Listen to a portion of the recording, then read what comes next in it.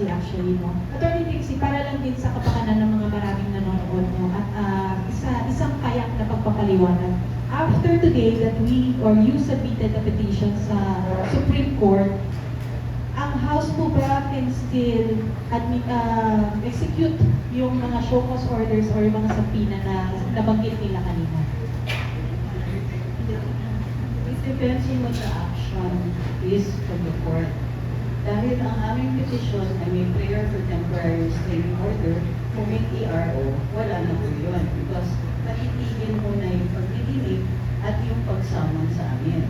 Kung wala pong TRO, they will continue. Okay lang yun sa amin. We've taken the matter to the court. Like we said, hindi naman kami natatakot. We will decide what to do should they decide to pursue issuing these show cause orders or other forms of communication.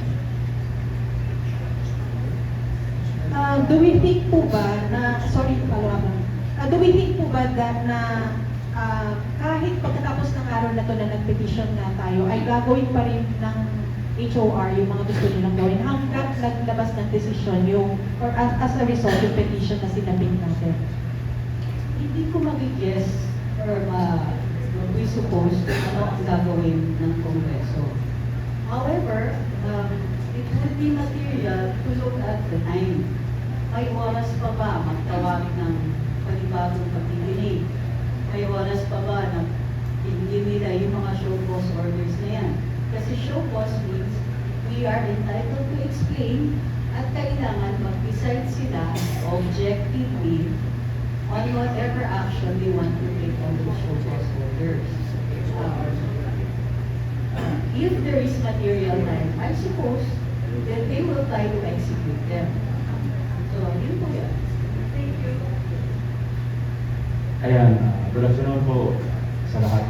Attorney Trixie, wala si B. Marciano sa YouTube. Sa araw mga dito, maraming salamat at ito tayo ngayon. Ito na po ang tanong ko. Sa lahat po sa atin, sa tingin niyo po, by observations, ito kaya ay ginagamit nila para ipangkit doon sa inilabas ni Congressman Omar at ni Attorney Vic Rodriguez at ng ating dating Pangulong Duterte dito nga po sa mga blanco sa Bicam report. Sapagkat wala pong makitang mga issue ngayon eh. Ang mga vloggers lang po ang maingay na nag-iiko nito sa mundo ng social media. Maraming salamat sa sagot. Tingin ko kabit-kabit yan. Nag-umpisa yan dahil nagagalit sila dun sa mga reaction namin sa pag-conduct nila ng Quadcom hearings. Sa totoo lang, ang konti sa amin nanonood nun. Kasi ang hirap panoorin, masakit sa bibig. Gayun pa man, lumalabas at lumalabas, may lumalala ng lumalala yung ginagawa nila. So, yun yung una. Nasasaktan sila kasi pag nakita mo yung mga komento sa social media, grabe. Minsan grabe ka, kahit ako naging grabihan, na pag nakikita mo yung tunay na galit ng mga tao. They want to be protected from that. Pero it isn't just now the Quadcom hearings. Ngayon, dahil napakalaking issue ng budget, sabog na sabog, kasi 2024 na-tiis pa natin. Pero yung 2 years ago, na nagbubutom yung mga tao, tapos nabibisto na just how many people have been deprived of healthcare. Ito yung 4Ps ha, 4Ps, senior citizens, PWDs, sila po yung unang nag-lock out dun sa programa ng PhilHealth. So araw-araw nung dumadaan, na nakikita natin yung mga problema ng bayan na hindi inaasikaso dahil tinututukan nila yung perang makukuha sa national budget, na less likely araw-araw na mananahimik ang mga workers. Padating po yung election. So, kabit-kabit yan. It's the budget, yung impeachment ni VP Inday, and of course, yung darating na election.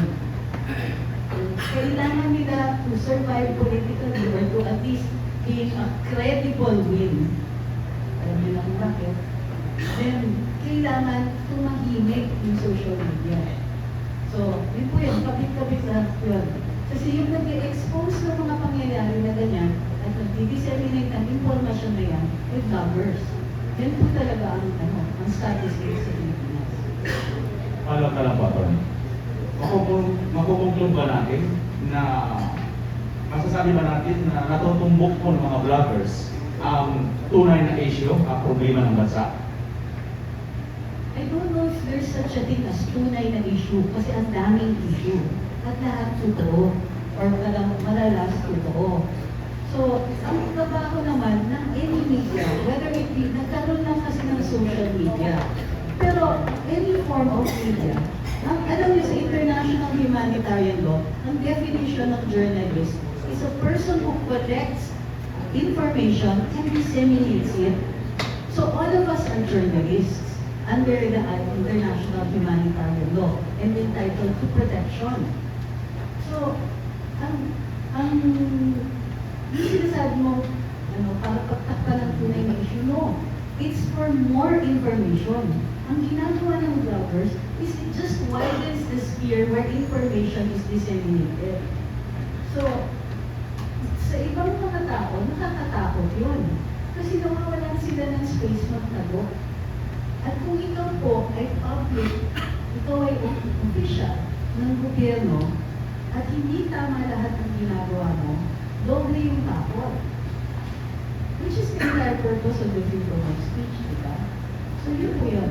It's really, it isn't about a truth. It's about the space for information, where all of us can come to our own conclusions. Wala kasing pwedeng magsabi kung ano ang katotohanan.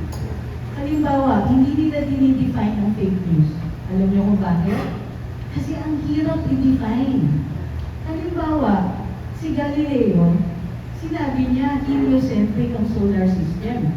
Sabi ng Roman Catholic Church, mali ka, fake news ka. 600 years later, nag-sorry sila. Totoo ba? 600 years later. Si Galileo di naman natinag. After nung hearing niya, palabas siya ng kwarto. Kinikwento to ng astronomy professor ko.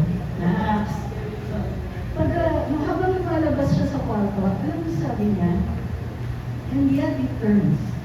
Kasi sinabihan siya, you have to stay for humankind that the earth does not rotate around the sun. Rotate, pero yung Italian kasi parang turns.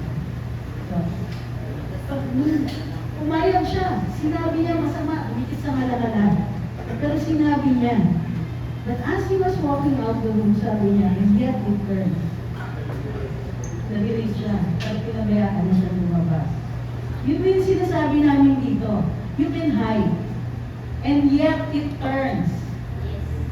So, it's not a truth.